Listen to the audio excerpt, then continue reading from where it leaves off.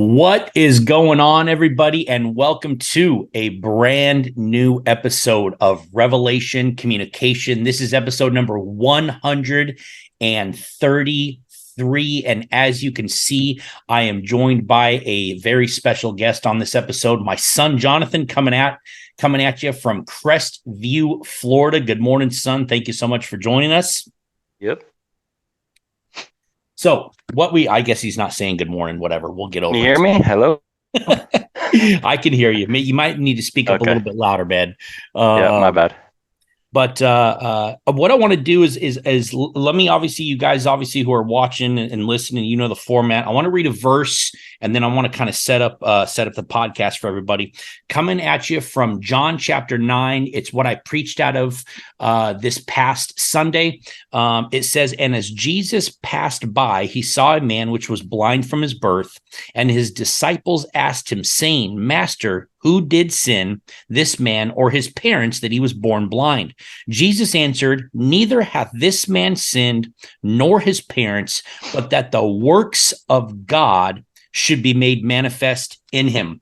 You know, as you begin to unfold chapter 9, you see, obviously, Jesus would heal the blind man. And you begin to see three different responses, really, from three different parties in chapter 9 of St. John, right? You see the response of the Pharisees, of the Jews, right? Which really was a response of doubt. They always doubted Jesus. They always questioned who Jesus was. You see a response of fear from his parents, right? His parents sort of responded in fear because they were afraid that they would lose their status in the synagogue. They would lose their relationships with others around them. And then, of course, the proper response we see towards the end of the chapter was that of the man that Jesus healed, and that was a response of worship. I know sometimes it's really hard to sort of grasp and wrap our heads around this idea that Christ, through infirmities and through transgressions and through trials and through persecutions, would be working the works of God in us. But that's exactly what happened with this blind man. And sometimes our responses aren't always what they should be, right? We know that our responses should be that of worship, as was the blind man's at the end of the chapter. But yeah, we respond fleshly. We respond with doubt. We respond with fear and some other things.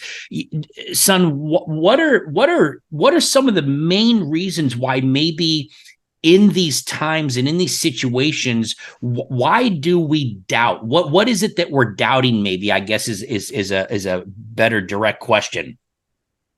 I think it's mainly because, like you were bringing up, our flesh. A lot of us just like to be in control of everything. So once things start spiraling and we don't know where it's going to end up, we're completely out of control. So obviously, for somebody who's a Christian, having that faith to be like, all right, I know God's got this, that's a big thing for us. But for people who are living for the world and stuff like that, it's just like, I'm just along for the ride. I don't even know what's going to happen. I'm going to be stressed out, angry, everything like that. So I think for a big majority of it, it's just because we don't have control over the situation anymore. Yeah, I said something, on Sunday, that doubt really is the killer of faith, right? Yep. We know that we are encouraged in the scriptures to live by faith and not by sight.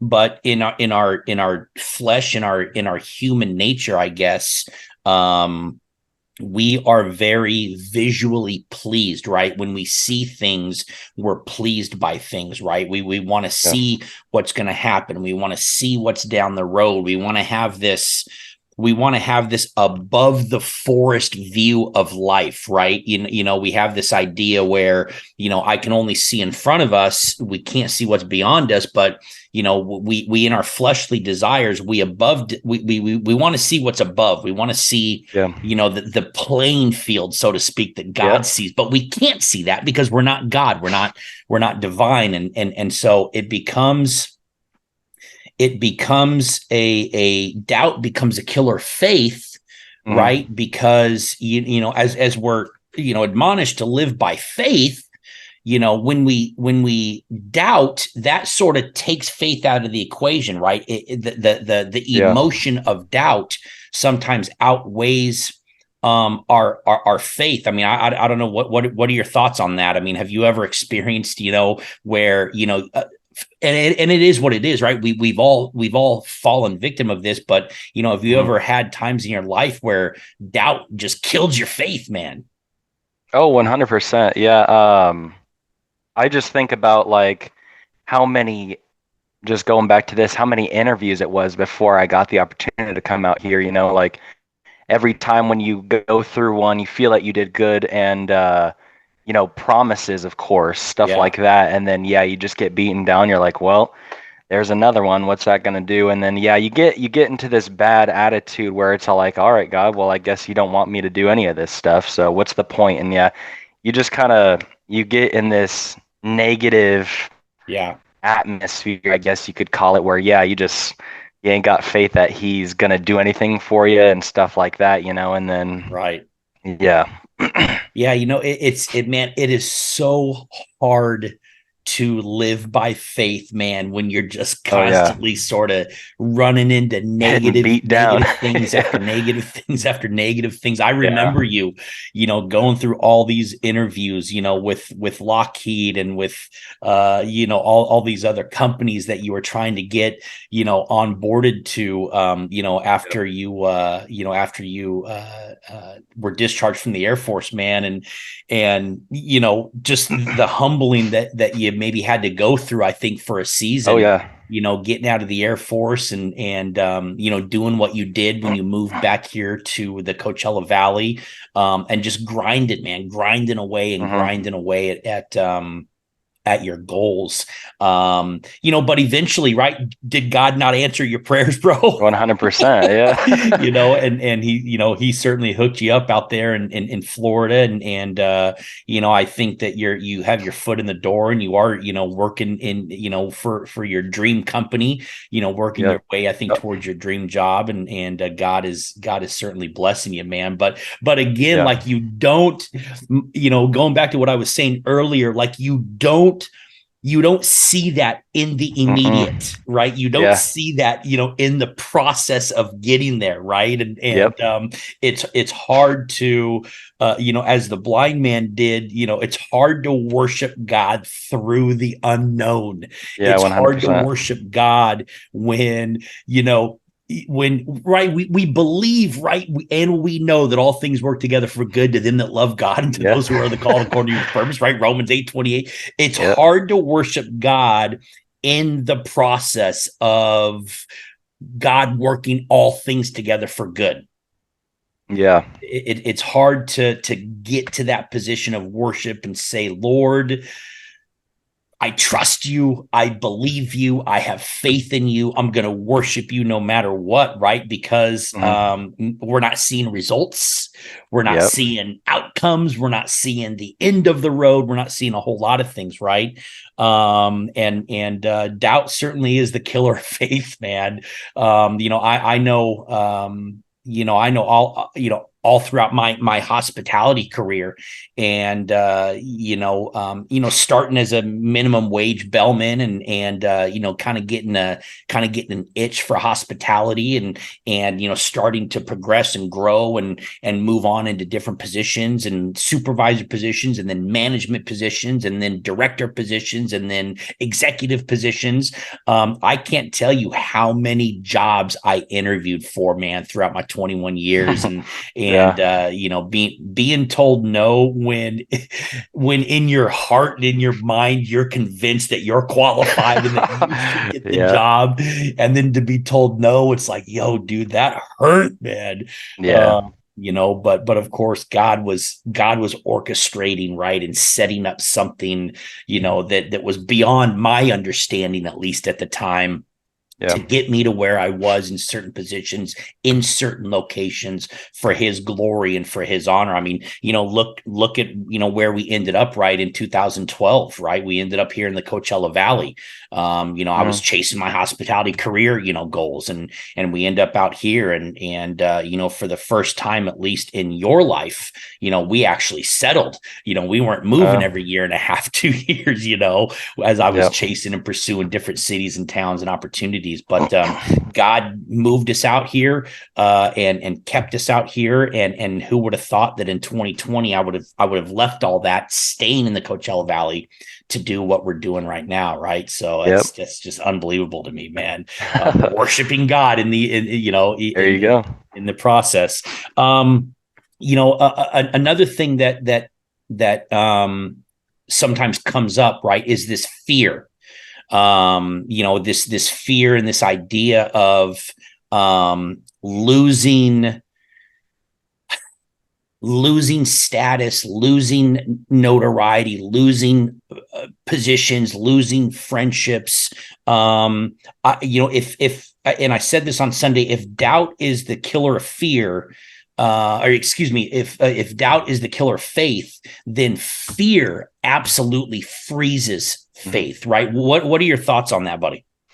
I love that, man. And it's so true. I mean, even going back to that situation, fear was a big thing for me just because I know with what I do, it's a constant movement in upgrades and just stuff getting introduced to the program. So for me, waiting, I mean, gosh, what was it? Almost 2 years Yeah. before I had gotten the opportunity. I mean, I remember just going into it like I don't even know how much has changed in the program. What am I gonna know?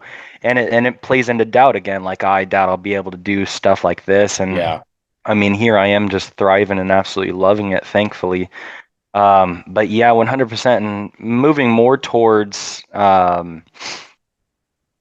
uh, um, a biblical side of that.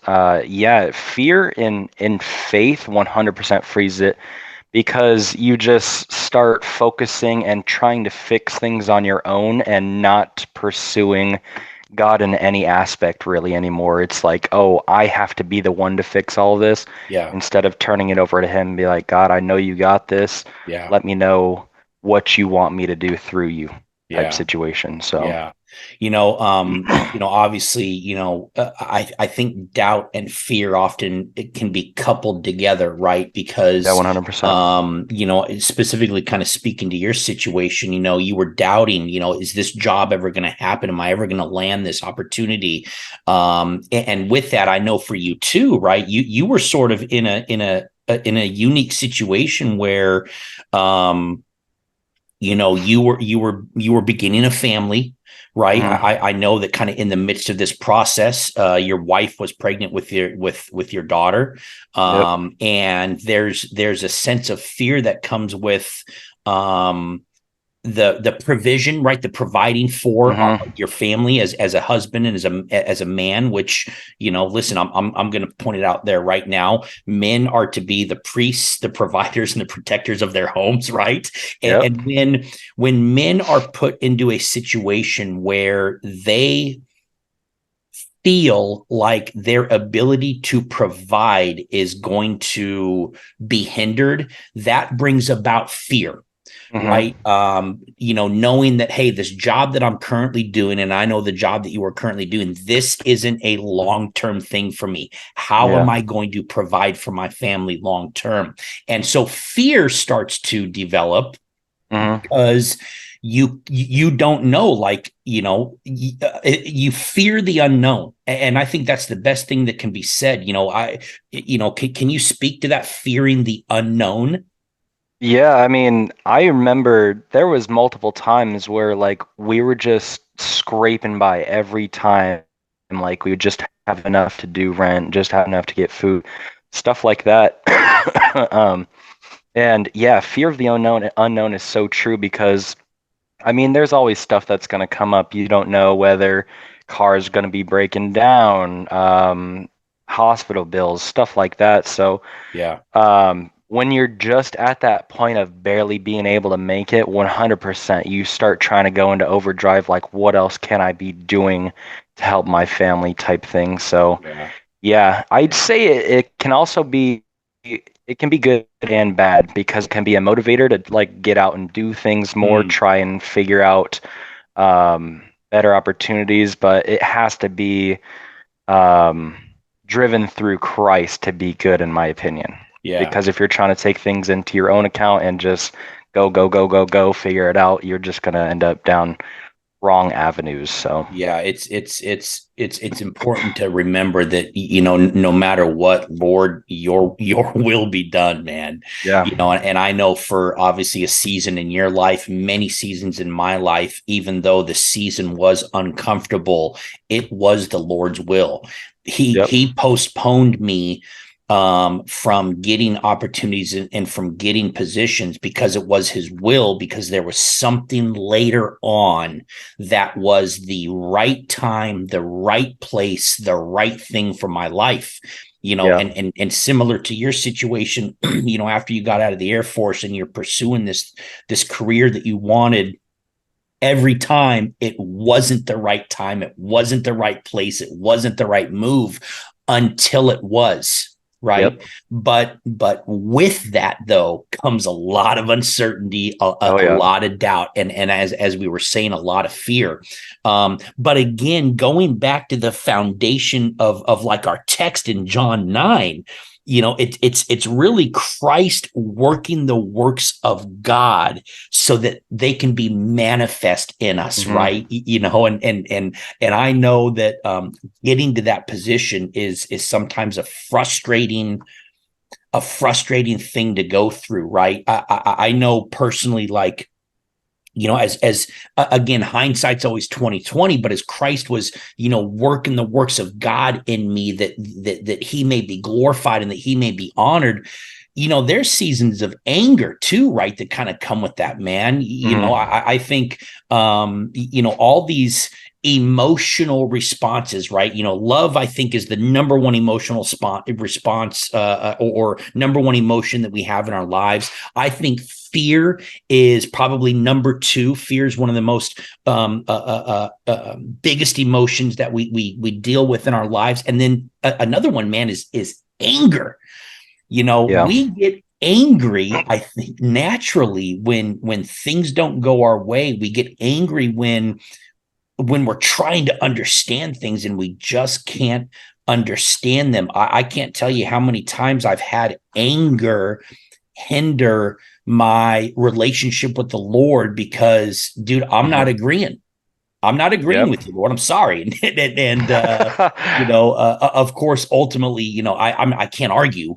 Yeah, But I think anger is one of those situations or one of those emotions that I think sometimes um, tends to overcome, I guess, our faith, man. What are, you know, what's a moment maybe, you know, that you just, you know, you just were angry, man. You were frustrated because you overlooked God working in your life.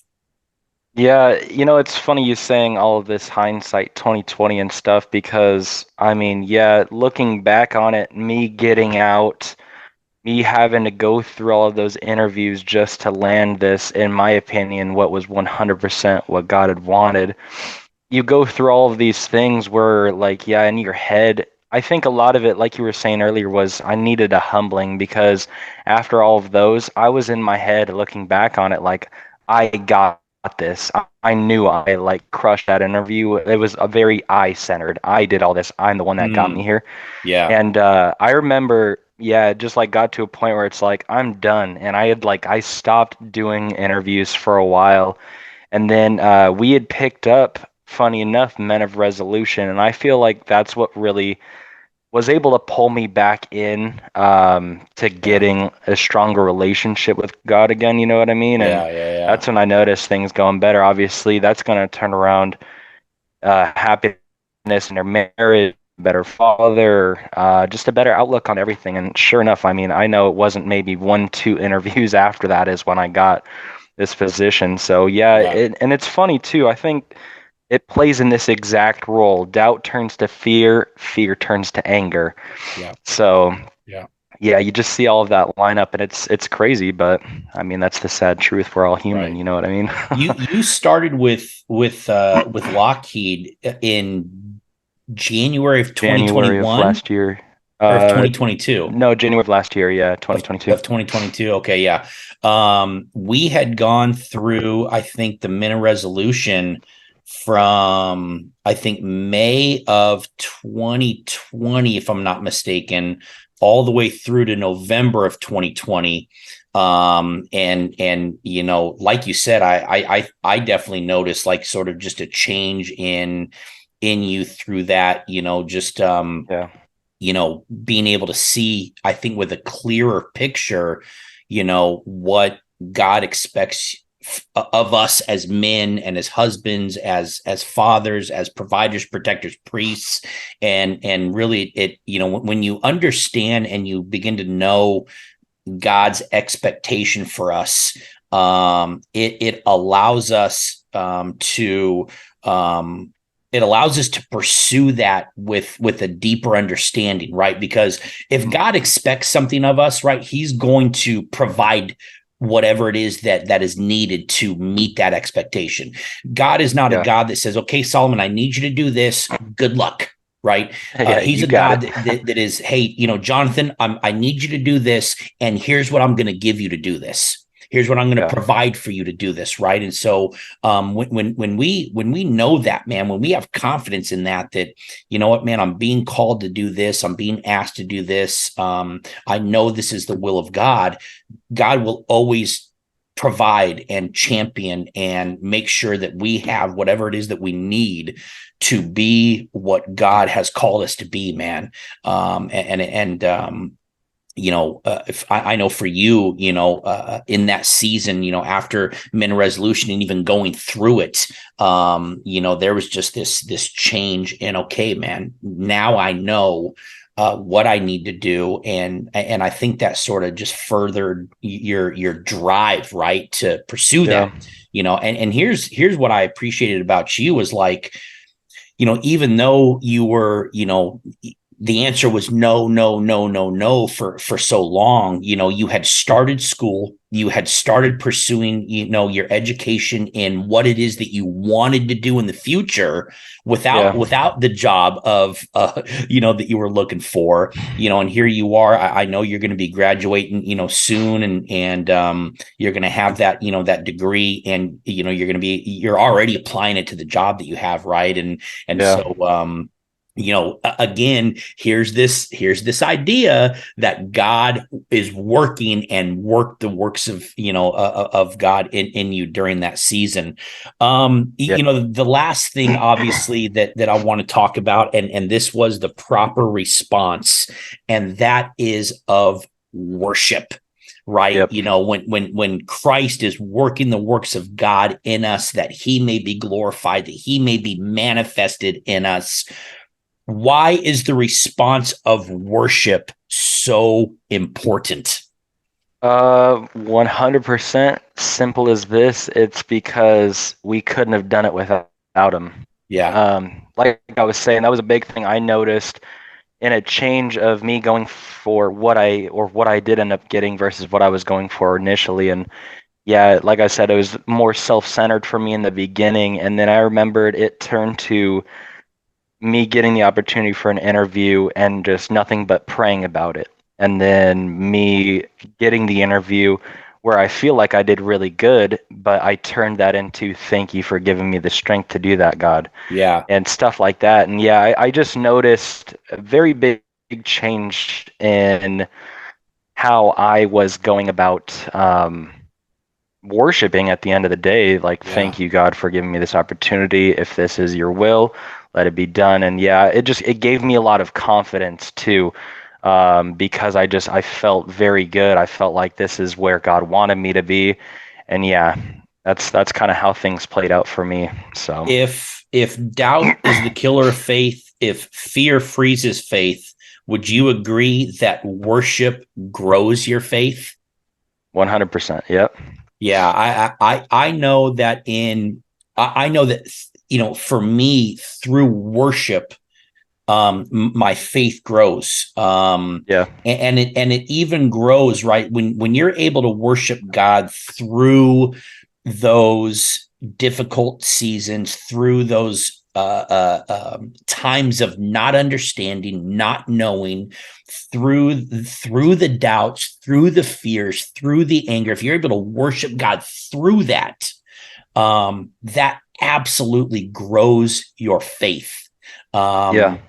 And it allows you to genuinely live by faith, right? Mhm. Which again is what we're told to do. And that's really the position that the Lord wants us in. He wants us living by faith, right? Yep. He wants us trusting him. He wants us acknowledging him. He wants us believing him. He wants us glorifying him and honoring him. He wants us worshiping him. And really, that is the only proper response to everything in our life, right? Yeah. Whether it's seasons of joy and of goodness and of seeing God's faithfulness and his favor and his compassions and his kindness, or whether it's the seasons of the valley of the shadow of death, if it's the seasons of doubt, seasons of fear, seasons of failure, whatever it is, the proper response is worship. Son, Yeah. in your relationship with the Lord, how maybe has worship affected your attitude towards things? Yeah, I think there's been times where I've tried to force it, but worship 100% needs to be genuine. Yeah. And when you feel that genuine worship, I don't know, it feels like a weight lifted off your shoulders. Yeah. You start to gain clarity too through everything when it's genuine. And yeah, I don't even know, man. You get a more positive outlook. You almost get like what God wants you to see when it's genuine worship in Yeah. hard times, even in good times, just because Yeah. it'll be like, yeah, I'm very thankful for this. Everything is going great. But yeah, everything starts to clear up in that worship aspect of everything is what I'd say. I believe too that like genuine worship, here's what it does, man. Genuine worship drowns out the doubt. Yeah, Genuine worship gets rid of fear. I like that. Yeah. When we're genuinely worshiping God, which by the way, we were created to worship, Hmm. right? And I go back to the Old Testament, right? One of the very first commandments: thou shalt not worship false gods, right? Yep. And the implication to that is that, wow, we were made to worship, right? Hmm. And the commandment is, in your worship you will not worship any other god, right? And so when we can focus, which is our God-given instinct to worship, when we can focus that worship on worshiping God, on praising him, it tends to drown out everything else. Yeah, It drowns out 100%. everything else. And whether that worship is through singing, whether it's through meditating in God's word, whether it's through prayer, whatever that worship is, in those moments of worship, man, it just, I don't know about you, man, but it seems that nothing else is really of any relative importance because Yeah, we're for sure. caught in that moment of worship, man. What do you Hmm. think about that? Yeah, I like that a lot. And yeah, too, when you're in that very good, like you can feel God in the room, you're right. It feels like nothing else matters. And yeah, everything is just washing away. That's why I was saying, like, yeah, it's just like everything is weightless at that point. It Any is. doubt, fear, anger, whatever, it goes away. So, yeah, that's 100% true. I would absolutely agree with that. It does, man. And I, going back to the main point of this podcast, like the only proper response is worship. Why? Because Yep. again, worship drowns out everything else. Man, Yeah. if you're worried, worship. Man, if you're doubting, worship. If you're fearful, worship. If you're angry, worship. Because man, when you do, it tends to just take over, and really fill your heart and fill your mind with what God intended it to be filled with in the first place, right? Yep. We know that, God did not give us a spirit of fear. He did not, give us doubt. He did not give us anger, right? These are all fleshly things, that worship can overcome. And so, man, I just want to encourage anybody that, that is going through those seasons of doubt, of fear, of anger, of not knowing what's going on. First, know this, that Christ is always working the works of God in us, that he may be manifested in us, that he may be glorified, that he may be honored. And we have that promise of Romans 8:28, that is why he's doing it, right? And again, ultimately, man, just as much as you can, be in a position of worship, man. Be in a position of worship through all the emotions that we deal with, man, on a daily, weekly, monthly, yearly basis, through the hurts, through the sufferings, through it all. Remember to worship, man, because it genuinely and it spiritually, it changes your mindset, man. Worship changes your heart and it changes your mind. And that is why the position of worship that this blind man, well, once was a blind man, found himself in at the end of John chapter 9 was the proper response. It wasn't doubt. It wasn't fear. It was worship, man. And so with that being said, son, you got anything else you want to add to it? Anything else you want to say before we sign off? Nope, I'm all good. Perfect, man. Well, thank you so much for joining me today, kiddo. I appreciate you taking time out of your morning. I know you're busy, man, but I appreciate you joining me on this podcast. That'll do it for today. I am Solomon Stewart. That's Jonathan Stewart, and have a blessed day. We'll talk to you later. Bye.